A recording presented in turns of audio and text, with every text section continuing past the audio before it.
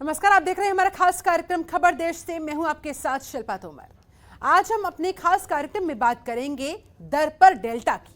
जी हां, देश में एक बार फिर से कोरोना मरीजों की संख्या में तेजी के साथ बढ़ोतरी होती जा रही है। पिछले 3 दिनों से औसतन 40,000 से ज्यादा अधिक मामले रोजाना सामने आ रहे हैं। इनमें भी 50% नए केसेस केरल और महाराष्ट्र से सामने आ रहे हैं। अचानक देश में कोरोना के मामलों में उछाल ऐसे ही नहीं आया, इसमें हमारी लापरवाही भी जिम्मेदार है। अगर ऐसे में लापरवाही यूं ही जारी रही तो ये घातक साबित हो सकती है। हालांकि खतरा है, फिर भी लोग मानने को तैयार नहीं। बाजारों में बिना मास्क के, बिना सोशल डिस्टेंसिंग के लोग नजर आ रहे हैं। भारत में केवल 5% आबादी को ही दोनों डोज लग पाई है, पर लापरवाही भी कई गुना बढ़ी है। बहुत सारी ऐसी तस्वीरें लापरवाही भरी सामने आई है जो डराती है, सहम करने के लिए मजबूर कर देती है। उत्तराखंड और हिमालय के कई हिल स्टेशन पर भीड़ उमड़ने के बाद पीएम मोदी को भी चिंता सताने लगी है। कोरोना मरीजों की संख्या सिर्फ भारत में ही नहीं बढ़ रही, बल्कि दुनिया भर के अलग अलग देशों में कोरोना वायरस के नए केसेस फिर से बढ़ते जा रहे हैं। ऐसे में चिंता की बात यह है कि इनमें कई देश ऐसे हैं जिनकी आधी से ज्यादा आबादी को वैक्सीन लग चुकी है। कुछ देशों ने तो अनलॉक की अपनी कोशिशों पर ब्रेक लगाकर दोबारा कड़े प्रतिबंध लगाने भी शुरू कर दिए हैं। विशेषज्ञों का वही दूसरी तरफ कहना है कि अगर कोविड-19 रोकने के उपाय नहीं किए गए, भीड़ ऐसे ही लगती रही, तो कोरोना की तीसरी लहर समय से पहले आ सकती है। ऐसे में सवाल उठता है कि क्या लापरवाही लाएगी तीसरी लहर? तीसरी लहर के लिए क्या हम होंगे जिम्मेदार? आज इन्हीं कुछ सवालों के जवाब ढूंढने की हम करेंगे कोशिश। आज इस मुद्दे पर करेंगे चर्चा अपने कुछ खास मेहमानों के साथ, लेकिन उससे पहले आप ये रिपोर्ट देखिए और मामले की गंभीरता को समझिए।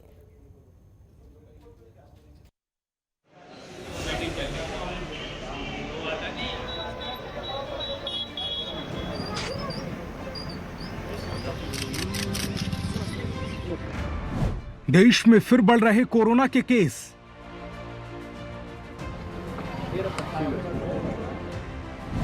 पिछले 3 दिनों में बढ़ी कोरोना की रफ्तार।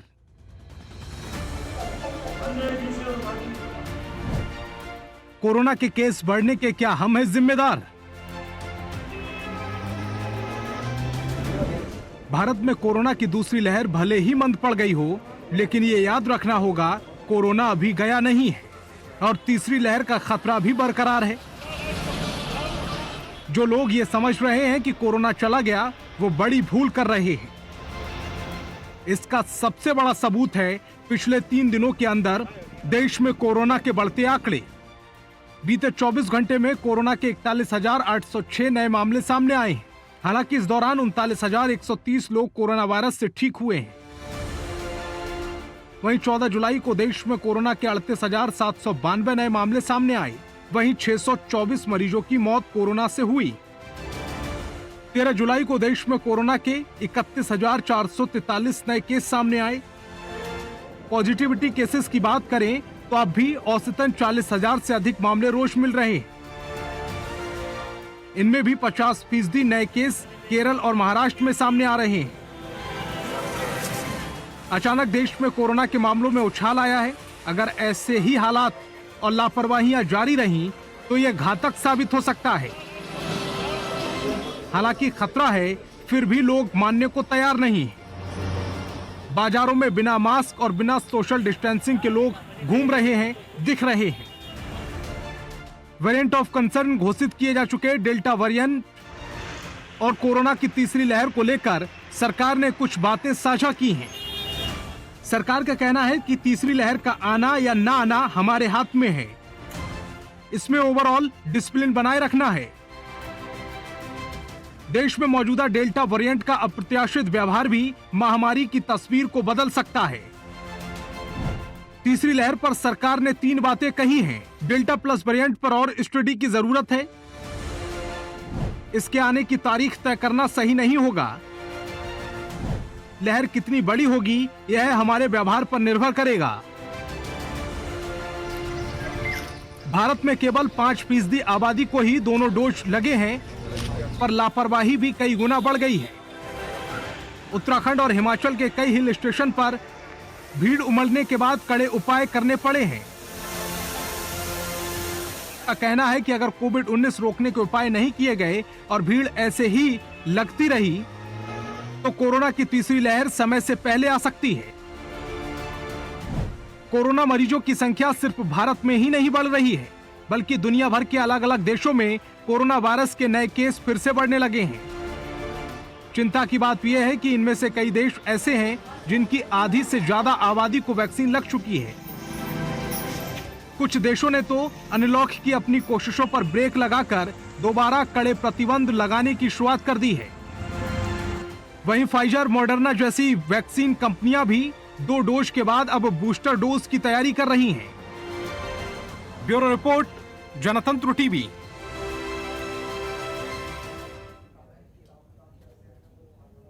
तो दर पर है डेल्टा। आज इसी मुद्दे पर हम करेंगे खास चर्चा अपने 2 खास मेहमानों के साथ। हमारे साथ डॉक्टर आर.के. सरन, वरिष्ठ चिकित्सक है मेदांता लखनऊ से, वो जुड़ चुके हैं। बहुत बहुत स्वागत है सर आपका। और डॉक्टर रंजना खरे हमारे साथ मौजूद हैं, मुख्य चिकित्सा अधीक्षक है झलकारी बाई महिला अस्पताल की। आपका भी बहुत स्वागत करती हूँ मैम। सबसे पहले डॉक्टर रंजना, चर्चा की शुरुआत आप ही के साथ करना चाहूंगी। क्या कहेंगी आप, दर पर डेल्टा पहुंच चुका है, डेल्टा के नए वेरिएंट ने दस्तक दे दी है। 38,000, 40,000, 41,806 केस आज 15 जुलाई की तारीख में सामने आ रहे हैं। कितना गंभीर होने की आवश्यकता है, और जो लोग अब भी लापरवाही बरत रहे हैं, क्या कहेंगी आप उनसे?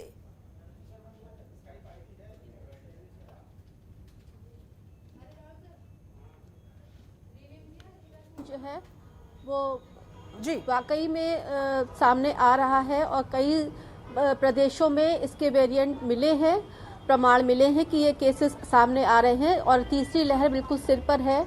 और इसके अगर हम लापरवाही बरतते रहेंगे, जैसे कि जनता कर रही है, मास्क नहीं लगा रही है, सोशल डिस्टेंसिंग नहीं कर रही है, तो ये जल्दी भी आ सकती है लहर।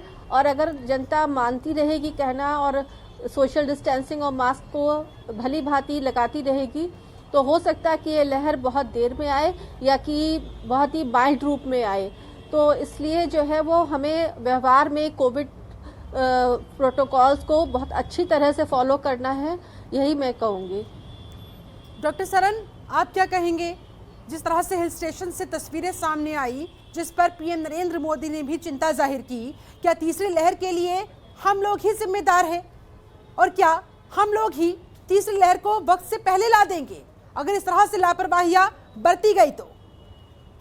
जिस तरह के न्यूज़ मिल रहे हैं और टीवी पे हम लोग देख रहे हैं कि लॉकडाउन, ये जो सेकंड वेव के ख़त्म होने के बाद जो लॉकडाउन ख़त्म हुए, तो लोगों ने भीड़ में जमा होना शुरू कर दिया और टूरिज्म के लिए निकल पड़े। मार्केट्स में भी रूल्स फॉलो नहीं कर रहे हैं, तो कोरोना भी गया तो है नहीं टोटली, तो ये तो स्प्रेड करेगा रैपिडली, और बहुत सावधानी की ज़रूरत है। ये हर जगह बात बताई जा रही है, पब्लिक को समझना है। थर्ड वेव तो देखिए, अगर हम स्पेनिश फ्लू की बात करें, 100 साल पहले आया था, तो उसमें भी first wave I, second I, third भी आई थी। तो और कुछ कंट्रीज में थर्ड वेव शायद आ भी गई है। तो थर्ड वेव का आना तो मान के ही चला जाए आएगी। सवाल ये है कि हम उसको कितना डिले कर सकते हैं, और अपने व्यवहार से और कोरोना के जो प्रिवेंशन के मेथड्स हैं उनको फॉलो करके उसकी सीवियरिटी को कितना कम कर सकते हैं, ताकि कम से कम लोग इसमें जो है इन्फेक्ट हो पाए। और थर्ड, हम कितना ज़्यादा इम्यूनाइजेशन कर सकते हैं थर्ड वेव आने से पहले, तो हमारे मैक्सिमम लोग प्रोटेक्ट हो जाएं। जी ऐसे में डॉक्टर सरन, क्या कुछ किया जाना चाहिए? क्या तरीके हो सकते हैं कि लापरवाही बरतने वाले लोग कम से कम अब तो संभल जाए, अब तो समझ जाए? जी, अब ये जो मीडिया रोल प्ले कर रहा है, इसी को और बढ़ावा देना है, और हर एक आदमी को अपने लेवल पे रिस्पॉन्सिबिलिटी लेके, अगर दूसरा नहीं कर रहा है, रूल्स फॉलो नहीं कर रहा है कोरोना प्रिवेंशन के, तो हम हर आदमी खुद जिम्मेदारी ले। हम अपने घर में देखें, सब ले रहे हैं, सर्वेंट्स प्रिकॉशन ले रहे हैं, जहां काम करते हैं वहां पर देखें कि सब लोग इसको फॉलो कर रहे हैं। जो नहीं कर रहा है तो हम लोग ध्यान नहीं देते, कहते नहीं कि भाई तुमने क्यों नहीं लगाया हुआ है। कोई हमारे सामने आके बैठा तब तो हम कह भी देंगे उससे, लेकिन अदरवाइज लोग नहीं कर रहे हैं तो हम ये सोचते हैं तो गवर्नमेंट की रिस्पॉन्सिबिलिटी है, सरकार की रिस्पॉन्सिबिलिटी है, ये कोई ये मान नहीं रहा है। तो हमें खुद हर आदमी को देखिए इस समय जिम्मेदारी लेनी है कि इस चीज को बढ़ावा दिया जाए कि लोग इन सावधानियों को बरतें। बिल्कुल। डॉक्टर रंजना, आप क्या कहेंगी? क्या वाकई में अब वक्त आ चुका है? क्योंकि हमने देखा जब लॉकडाउन लगा हुआ था, आर्थिक कमर लोगों की टूट रही थी, देश की अर्थव्यवस्था की टूट रही थी, लेकिन जब स्थिति काबू में आई, दूसरी लहर थमी, तो वापस से अनलॉक की प्रक्रिया शुरू की गई।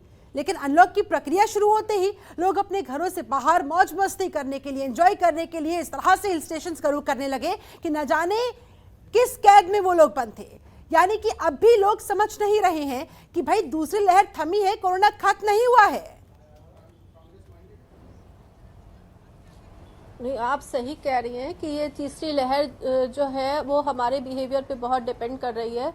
और ऐसा नहीं है कि अगर सरकार बंदिश लगाएगी तभी जनता को समझना है, जनता को स्वयं समझना है। जैसे डॉक्टर सरन भी कह रहे हैं कि हमें अपनी जिम्मेदारी स्वयं लेनी है। अगर ये जनता समझने लगेगी तो वो अधिक से अधिक मात्रा में अभी भी वैक्सीनेशन के लिए आए, क्योंकि वैक्सीनेशन में अभी भी एक वर्ग है जो अभी भी हिचक रहा है जी। तो हम यही कहेंगे कि वैक्सीनेशन के लिए बहुत लोग रजिस्ट्रेशन का भी अब इशू नहीं है, पोर्टल पे मतलब बहुत इजीली वैक्सीनेशन हो रहा है।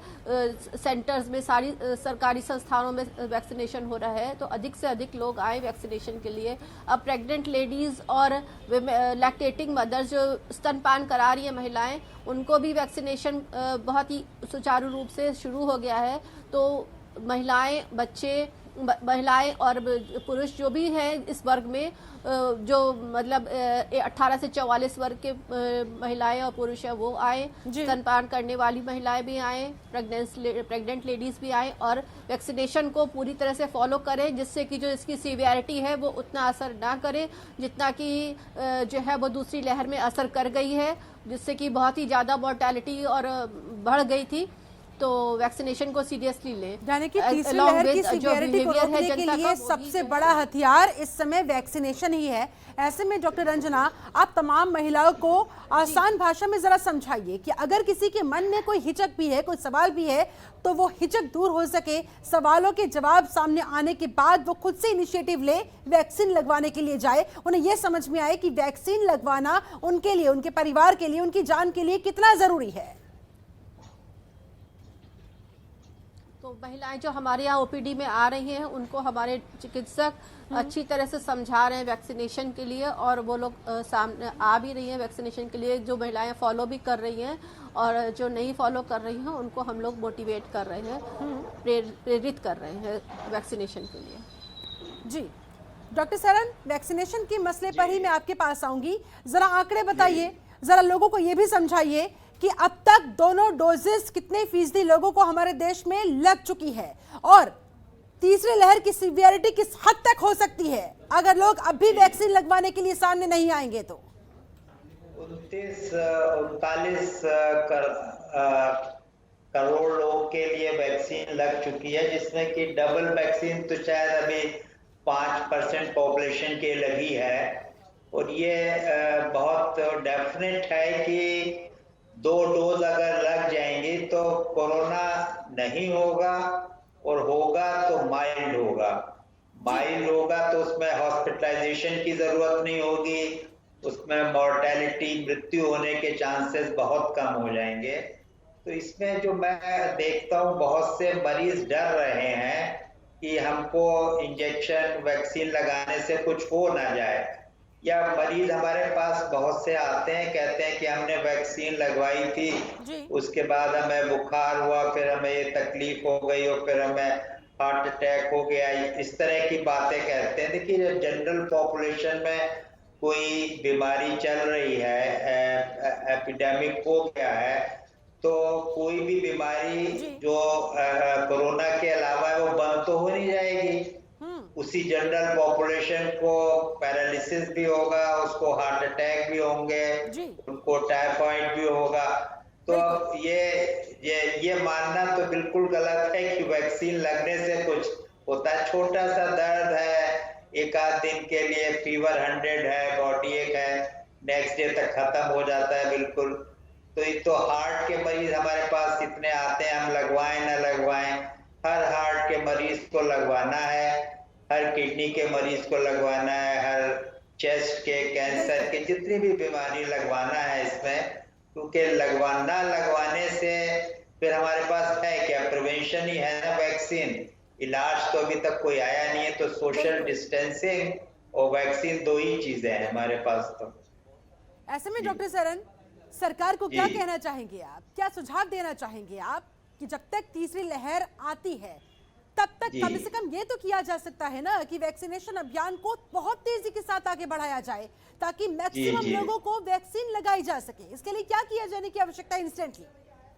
मेरे ख्याल से गवर्नमेंट ऑलरेडी बहुत तेजी से इनिशिएटिव लिया है पिछले 2-3 महीने में, और वैक्सीन की उपलब्धता भी हर जगह बढ़ती चली जा रही है, तेजी से वैक्सीनेशन हो रहा है। और 3 वैक्सीन 4 वैक्सीन आ गई हमारे कंट्री में, और भी आने वाली हैं। तो सप्लाई की प्रॉब्लम मैं समझता हूँ कि उस पर गवर्नमेंट का बहुत ध्यान है कि एक्स्ट्रा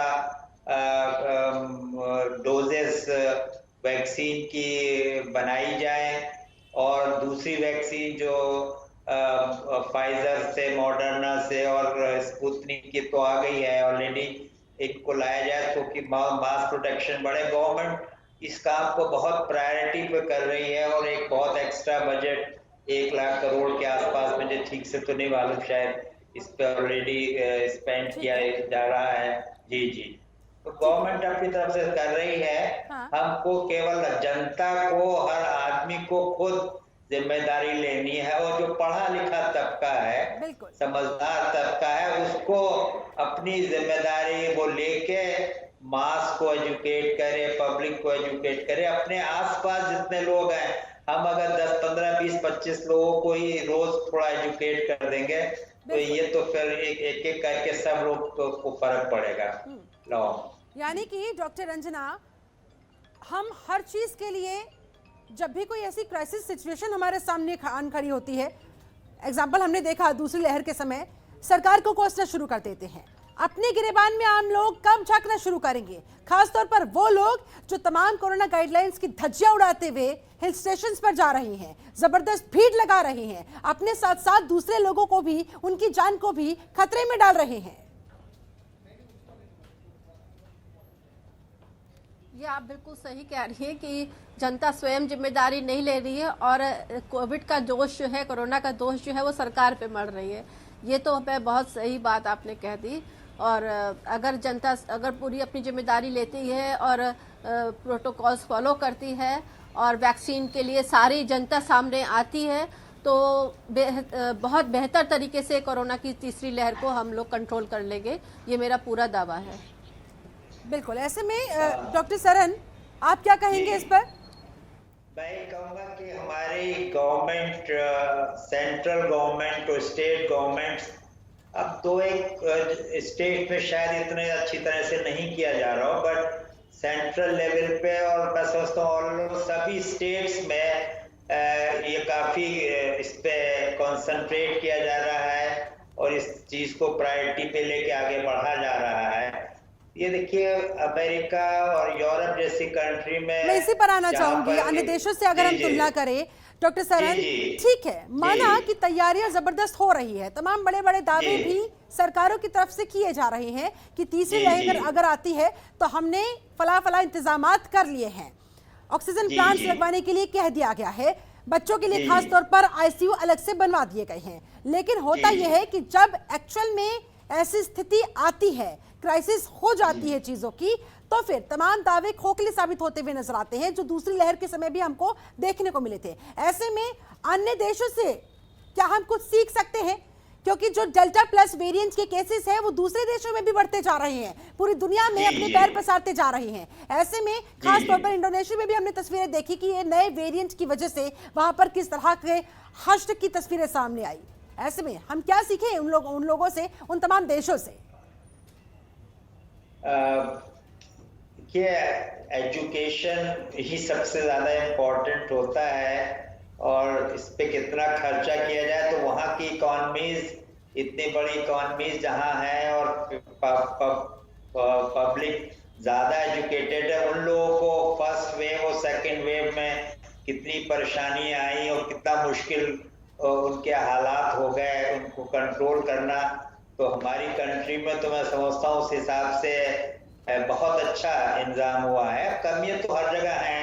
एक सिस्टम, जब हम लोग यहाँ पर अपने अस्पताल में 200-250 मरीज सब आके एडमिट हो गए हम लोग के यहाँ, तो कोई दूसरी चीज का इलाज करने का मौका ही नहीं मिला, तो कैसे हर पेशेंट को आईसीयू में रखा जा सकता है? ये तो प्रॉब्लम है। क्रिटिसाइज तो हर एक आदमी को किया जा सकता है, हर एक गवर्नमेंट को किया जा सकता है। विदेशों में जहां पर स्थिति बेकाबू होती हुई दिखाई दे रही है या फिर स्थिति अब नाजुक होती हुई नजर आ रही है, क्या हम लोग सबक ले सकते हैं उन लोगों से, ताकि जो गलतियां वहां लोगों ने की कम से कम वो गलतियां तो यहाँ रिपीट ना हो? बिल्कुल सही कह रहे हैं। मेरे से अगर पूछेंगे तो थर्ड लेयर बिल्कुल आएगी। हमें उसको माइल्ड करना है और मैक्सिमम लोगों को वैक्सीनेट करना है। बस यही दो बातें मुझे लगती हैं कि डिले कर दें हम थर्ड वेव को, ताकि ज्यादा से ज्यादा लोग वैक्सीनेट हो जाएं और ये प्रिकॉशन सब लेते रहे, ताकि कम से कम लोग में कोरोना फैले। ठीक है डॉक्टर रंजना, आपका फाइनल कमेंट मैं चाहूंगी, कैसे रोकी जाए ये तीसरी लहर, एक लाइन में मैम?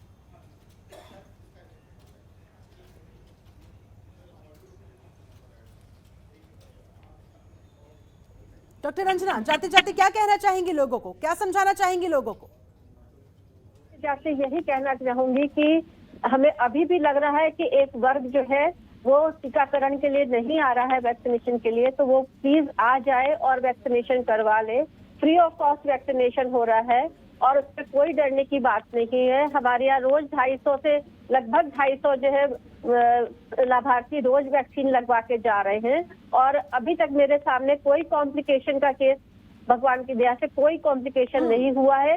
तो मैं उनको यही प्रेरित करूंगी कि ज्यादा से ज्यादा लोग वैक्सीनेशन के लिए आए, जिससे कि तीसरी लहर को हम दूर, मतलब कि बहुत ही डिले कर दें या फिर वो बहुत ही माइल्ड आए और हम लोग जो है कोरोना पे विजय प्राप्त कर सकें। ठीक है डॉक्टर सरन, आपका फाइनल कमेंट? ये है कि जी, वैक्सीनेशन का प्रोग्राम जो है, अगर कुछ पर्टिकुलर ग्रुप में रिलेक्टेंस बनी हुई है तो वो लोग सामने आए, ठीक है। उनके जो समझदार लोग हैं वो इसको कन्विंस करें अपने एरियाज में कि वैक्सीनेशन लगवाना है, और वैक्सीनेशन से ही हम इसको रोक सकते हैं। ये बात लोगों को समझनी होगी, अपने जहन में रखनी। ये बहुत बहुत शुक्रिया आप दोनों खास मेहमानों का। डॉक्टर सरन आपका भी बहुत शुक्रिया, डॉक्टर रंजना आपका भी बहुत शुक्रिया समय निकालने के लिए, इस चर्चा में शामिल होने के लिए। तो कुल मिलाकर तीसरी लहर को रोकना सिर्फ और सिर्फ आपके हाथ में है। आप अगर लापरवाही बरतनी छोड़ देंगे तो तीसरी लहर संभवतः आएगी ही नहीं, और अगर आ जाती है तो वैक्सीन पर पूरा ध्यान रखिए। जब नंबर आए तुरंत वैक्सीन लीजिए, ताकि तीसरी लहर की सिवियरिटी को कम से कम किया जा सके। चलिए, इसी के साथ मेरे साथ इस खास चर्चा में जुड़ने के लिए आप सभी का बहुत बहुत शुक्रिया। अब से थोड़ी ही देर में 3:58 पर देखिए अपना उत्तर प्रदेश बुलेटिन। नमस्कार।